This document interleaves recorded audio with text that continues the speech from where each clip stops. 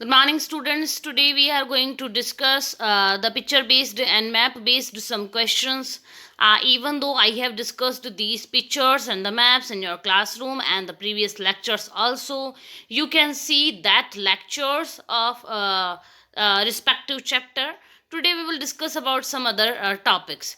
Students, since this picture is not so clear, actually student, this picture is not clear in your book also, but we can assume that these two pictures are indicating towards the victory of America and USSR in the Second World War. Actually, as you all know, as we all know, that Soviet Union got the responsibility to deal with Germany, and United States of America got the responsibility to deal with Japan.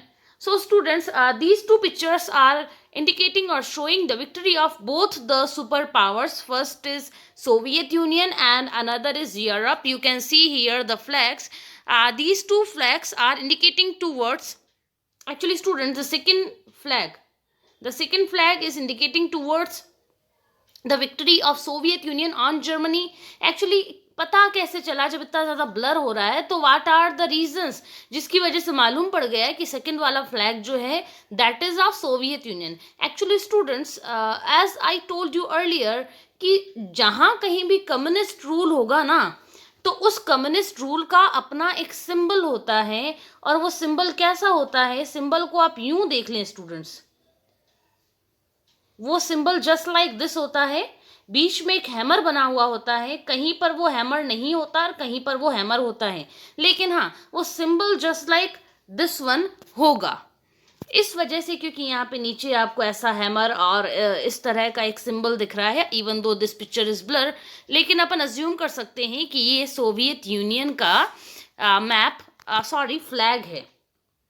और first picture जो है वो American victory को show कर रहा है on Japan. ये students, as you can see the picture of Cuban missile crisis. जो आपको सर्किल मार्क्ड दिख रहा है ना स्टूडेंट्स, यहाँ पे दिस वन, दिस सर्किल, ये सर्किल जो है वो क्यूबन मिसाइल क्राइसिस के टाइम पर, क्यूबन मिसाइल क्राइसिस के टाइम पर स्टूडेंट्स, सोवियत यूनियन ने अपनी जो मिसाइल्स वहाँ डिप्लॉय की थी, वेयर एट क्यूबा. तो क्यूबन मिसाइल क्राइसिस के टाइम पे सोवियत यूनियन ने क्यूबा में मिसाइल डिप्लॉय की थी. अब जो सोवियत यूनियन ने मिसाइल डिप्लॉय की थी, अगर उससे आप कहीं पर भी अटैक करते हैं तो वो मिसाइल रेंज का, उसकी रेंज क्या है उस अटैक की. So students, these circle are indicating towards the range of that missile which was deployed by Soviet Union during the Cuban Missile Crisis. आगे अगर अपन लोग बढ़ें तो ये आपको सेकेंड वर्ल्ड वॉर की कुछ कैजुअलिटीज़ के बारे में शो करने की काम करता है ये सारी पिक्चर्स, जो कि इतनी ज़्यादा आपके लिए इम्पॉर्टेंट नहीं है. लेकिन हाँ स्टूडेंट, फिर भी अगर ऐसी कोई सीरीज़ आ जाए, डोंट थिंक कि एक पिक्चर, एक घड़ी आपको दे देंगे, एक वॉल क्लॉक आ जाएगी कि अच्छा ये पिक्चर क्या है, तो ऐसा बिल्कुल होने वाला नहीं है. अगर ऐसी पिक्चर्स आती हैं तो पूरी की पूरी ये 6 to 7 पिक्चर्स जो हैं इनकी एक सीरीज़ आएगी और सीरीज़ बताएगी कि कैसे अमेरिका ने जो 2 न्यूक्लियर अटैक किए थे ऑन जापान, विच इज़ यहाँ पे मेंशन भी है, one is little boy and another is fat man. ये जो अटैक किए थे उनसे जो कैजुअलिटीज़ थी ना, वो उनको शो कर रहा है. These pictures depict the destruction caused by the bombs dropped by US on Hiroshima and Nagasaki. Okay? आगे अगर हम लोग कंटिन्यू करें तो स्टूडेंट्स, ये पूरा जो मैप है वो बता रहा है कि कौन सी कंट्री कौन से ब्लॉक का जो मिलिट्री ऑर्गेनाइजेशन था उसकी मेंबर थी. तो रेड कलर्ड जो आपको एरिया दिख रहा है ना, रेड कलर्ड जो आपको कंट्रीज दिख रही हैं, just like USSR, eastern Germany, Czechoslovakia, Poland, Hungary, Romania, Bulgaria, these countries were the member of Warsaw Pact. Question आ सकता है ऐसा आपके एग्जामिनेशन में, mention the name of any 2 countries who were member of Warsaw Pact. ठीक है, आप जो यहाँ पे येलो शेडेड कंट्रीज देख रहे हैं, just like Norway, Spain, Italy, आगे टर्की भी है, Turkey and Greece also, these countries were member of NATO. तो क्वेश्चन आ सकता है ऐसे करके, name any two countries who were member of NATO, who are member of NATO. और आगे बढ़ें तो ये जो ग्रीन शेडेड कंट्रीज हैं, here Yugoslavia, Yugoslavia was a country, आज की डेट में युगोस्लाविया जो है वो डिसइंटीग्रेट हो चुका है। तो युगोस्लाविया जो था that was also a communist nation. और बाकी यहाँ पे जो जो बिल्कुल बिल्कुल शेडेड नहीं है, these were Switzerland and Austria, Australia नहीं है, ऑस्ट्रिया है। ये जो थे इनको आप कहीं कैटेगराइज नहीं कर सकते हैं कि ये कौन से ब्लॉक की या फिर कौन से मिलिट्री ऑर्गेनाइजेशन की मेंबर थी। आपको यहाँ दिख रहा है map showing the way Europe was divided into rival alliance during the cold war. ये मैप ये भी बता रहा है कि कैसे ये पूरा यूरोप, आपको जो मैप दिख रहा है ना यहाँ पे, this is European map, and how the Europe was divided into two blocks during the cold war era. ये वापस आपको वर्ल्ड वॉर के ये वर्ल्ड ऑर्डर के बारे में बताने का काम कर रहा है। एक्चुअली देखो students, we have heard or we have read about the three worlds, first world, second world and third world. This is very important question for all of us. मैंने आपको ये क्लासरूम स्टडी में भी explain किया था, classroom teaching में मैंने explain किया था स्टूडेंट्स। जो कंट्रीज़ आपको यहाँ या फिर वर्ल्ड वाइड अगर कोई भी कंट्री आपको डेवलप्ड लगती है और वहाँ डेमोक्रेसी है, देखो students, there are two parameters of the first world, यहाँ मेंशन कर रखा है ना फर्स्ट वर्ल्ड। तो आपका क्वेश्चन होगा ma'am why India is not a part of first world. तो बच्चों यहाँ पे आप फर्स्ट वर्ल्ड की टू कैरेक्टरिस्टिक्स सिर्फ मार्क कर लें, आपको मालूम पड़ जाएगा कि कौन सा कंट्री फर्स्ट वर्ल्ड में आएगा और कौन सा कंट्री नहीं आएगा। First is developed and another is democracy, DD। अगर कोई कंट्री DD है, ठीक है, तो वो किस में काउंट होगा, it will be considered as first world.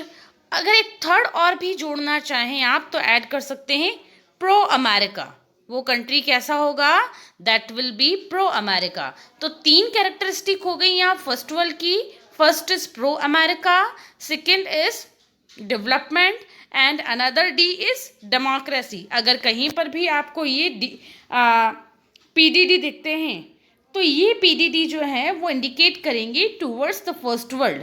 Second world की बात करें अगर अपन, तो सेकेंड वर्ल्ड जो स्टूडेंट्स वो इंडिकेट करता है towards the ideology of Soviet union, है ना, सोवियत आइडियोलॉजी को इंडिकेट करता है सेकेंड वर्ल्ड, और यहाँ पे डेमोक्रेसी नहीं होगी। तो second world is indicating towards the Soviet ideology and non democracy. What about the third world? Actually students, third world is indicating towards the countries which got independence after Second World War. Okay, third world is indicating towards the countries which got independence after Second World War. तो ये सारी countries आप जो देख रहे हैं ना, including your Cuba also, तो these all countries got independence after Second World War from the colonial countries, from the colonial powers. तो इसको अपन क्या कहेंगे, these were the third countries। और एक और इनकी कैरेक्टरिस्टिक ये है, पहली तो क्या है, न्यूली इंडिपेंडेंट कंट्रीज, है ना, newly independent countries, and another is name non alignment movement. First is newly independent and another is non-alignment movement की follower countries. And since India was also newly independent, the Second World War over in 1945, India got independence after Second World War 1947. हाँ, Second World War was over in 1945 and India got independence in 1947. तो हम पहली वाली तो characteristic fulfil कर रहे हैं, newly independent we were, and another was name. So students, as we all know that India was a leading country of non-alignment movement. And now students, if we discuss about another topic, that is India, Soviet Union, China and American relationships. As you can see here students, ये आपको देख के लग रहा होगा कि ये बंदा तो चाइनीज़ है, ठीक है। तो ये यूएसएसआर यहाँ मेंशन है ही। This man is indicating towards USSR and this is indicating towards USA. Okay students, this is indicating towards USA. Actually देखो, पहले तो यूएसए और यूएसएसआर एक साथ चल रहे हैं, लेकिन इन 1971 होता ये है स्टूडेंट्स कि यूएसए एकदम पीछे के डोर से, बैकडोर, तो यूएसए जो है वो बैकडोर से चाइना से फ्रेंडशिप कर लेता है। आप देख रहे हैं बैकडोर से चाइना से फ्रेंडशिप कर रहा है। तो क्वेश्चन कैसे आ सकता है, what the man is depicting, what the women is depicting, what the third person is depicting, what you can observe the motives of Soviet Union और अमेरिका और द चाइना, जो भी ऐसा क्वेश्चन थर्ड क्वेश्चन बन सकता है। ये students, here you can see about the American status during Vietnam war. Actually क्या है ना, ये अमेरिका के प्रेसिडेंट को इंडिकेट कर रहे हैं। This man is indicating towards American president which is POTUS, POTUS, and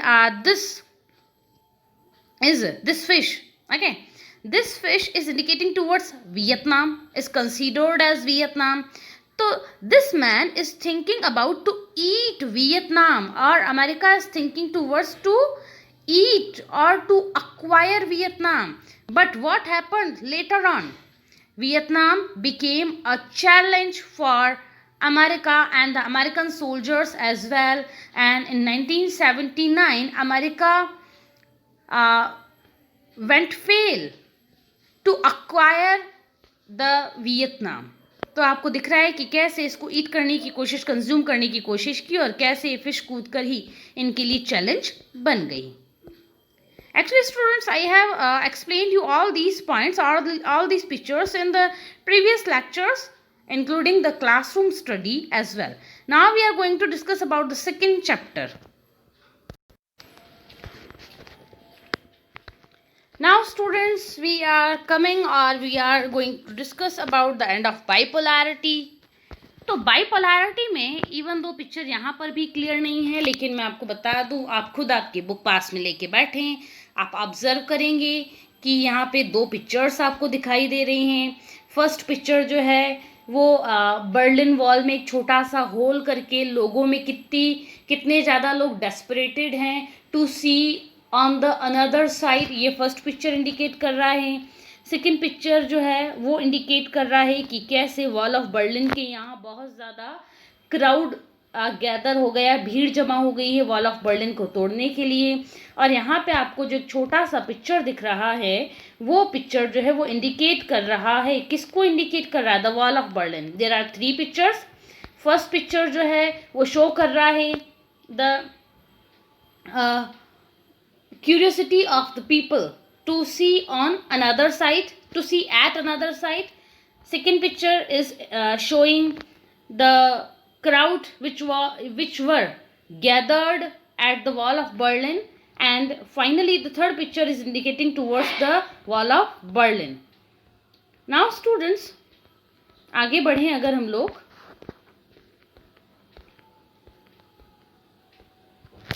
हाँ, ये मैप में आपको पूरी क्लियरिटी के साथ गूगल मैप के साथ मैं आपको शो करूँगी।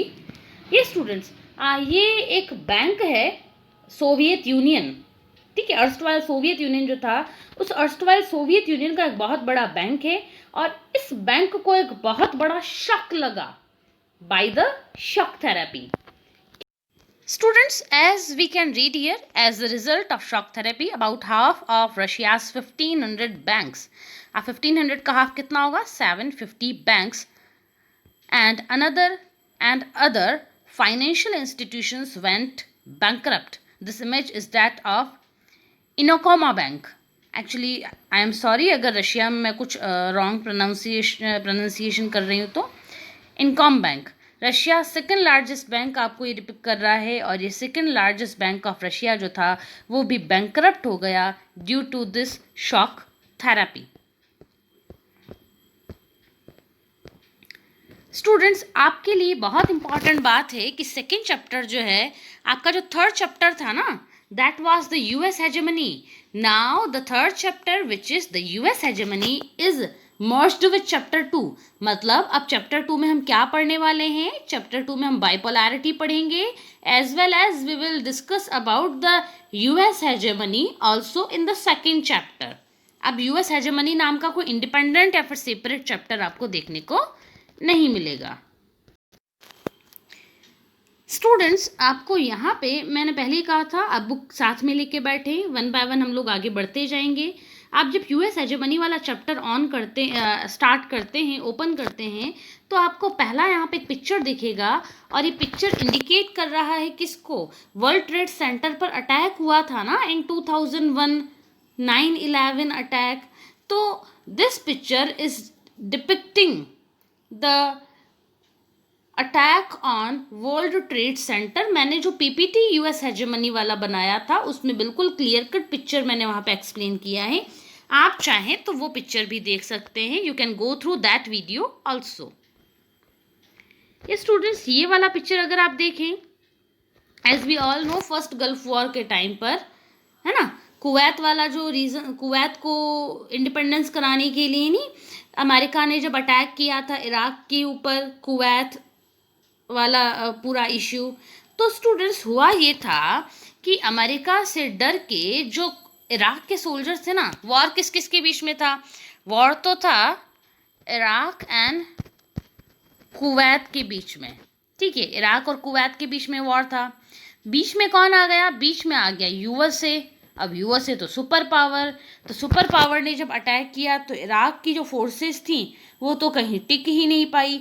अब इराक की फोर्सेस क्योंकि टिक नहीं पाई, तो इराक के जो सोल्जर्स थे ना, वो कुवैत और इराक दोनों के बॉर्डर, क्योंकि दोनों की बॉर्डर शेयर करते हैं, दोनों की बाउंड्रीज शेयर होती हैं, इस वजह से क्या था, इराक के जो सोल्जर्स थे वो कुवैत छोड़कर भाग रहे थे. तो वो क्या, रश में फंस गए.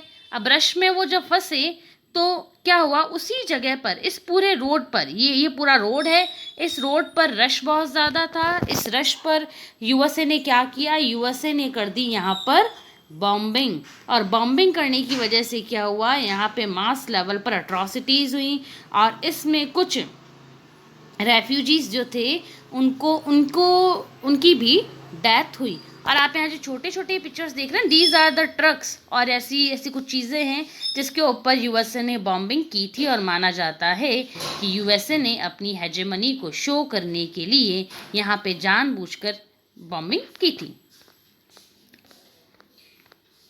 कंटिन्यू करते हैं स्टूडेंट्स.